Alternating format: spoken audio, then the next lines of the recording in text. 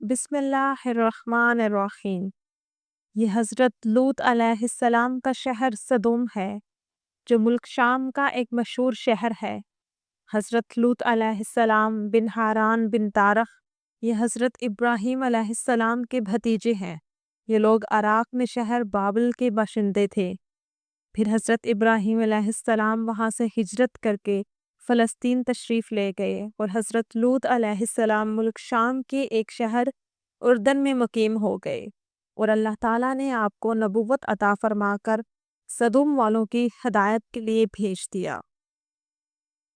شہر سدوم کی بستیاں بہت آباد اور نہایت سرسبز و شاداب تھی، اور وہاں طرح طرح کے اناج اور قسم قسم کے پھل اور میوے بکثرت پیدا ہوتے تھے۔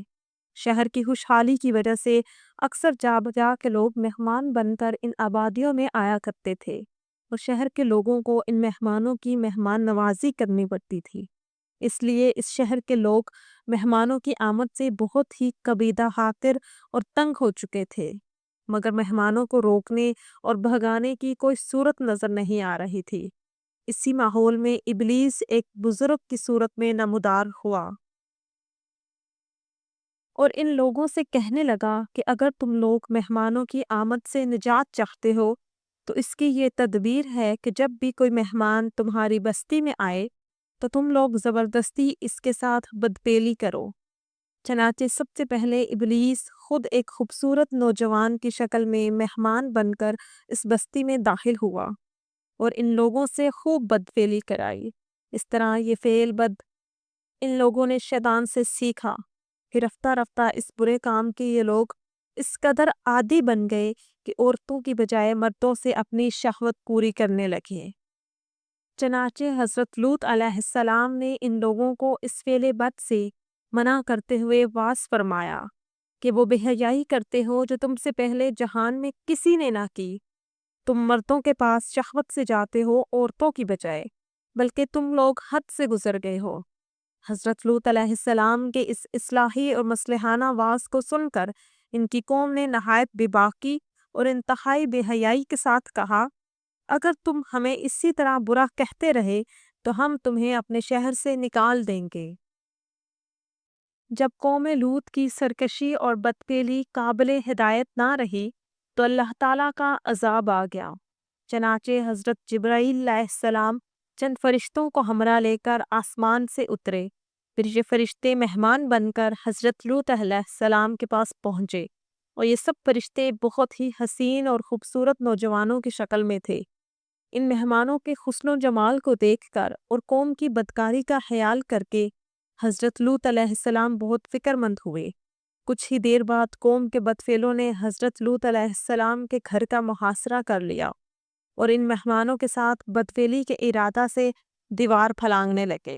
حضرت لوط علیہ السلام نے نہایت دل سوزی کے ساتھ ان لوگوں کو سمجھانا اور اس برے کام سے منع کرنا شروع کر دیا، مگر یہ بدفعل اور سرکش قوم اپنے بیہودہ جواب اور برے اقدام سے باز نہ آئی تو آپ اپنی تنہائی اور مہمانوں کے سامنے رسوائی سے تنگ دل ہو کر غمگین اور رنجیدہ ہو گئے۔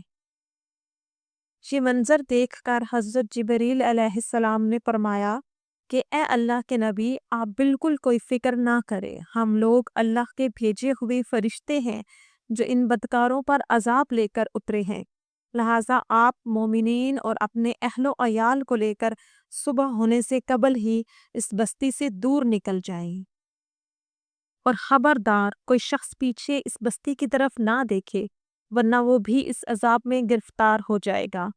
چنانچہ حضرت لوط علیہ السلام اپنے گھر والوں اور مومنین کو ہمراہ لے کر بستی سے باہر نکل گئے۔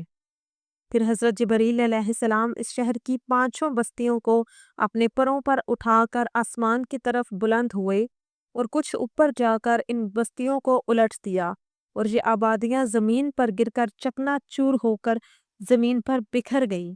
پھر کنکر کے پتھروں کی بارش آئی اور اس زور سے سنگ باری ہوئی کہ قوم لوط کے تمام لوگ مر گئے اور ان کی لاشیں بھی بکھر گئیں۔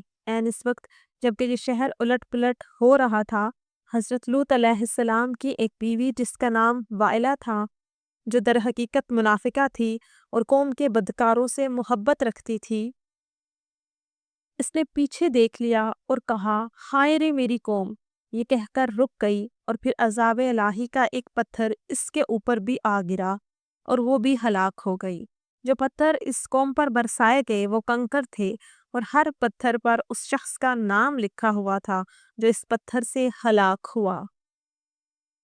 اس واقعہ سے معلوم ہوا کہ یہ گناہ کس قدر شدید اور ہولناک ہے۔ یہ گناہ کبیرہ ہے۔ حضرت سلیمان علیہ السلام نے ایک مرتبہ ابلیس سے پوچھا کہ اللہ تعالیٰ کو سب سے زیادہ کون سا گناہ ناپسند ہے؟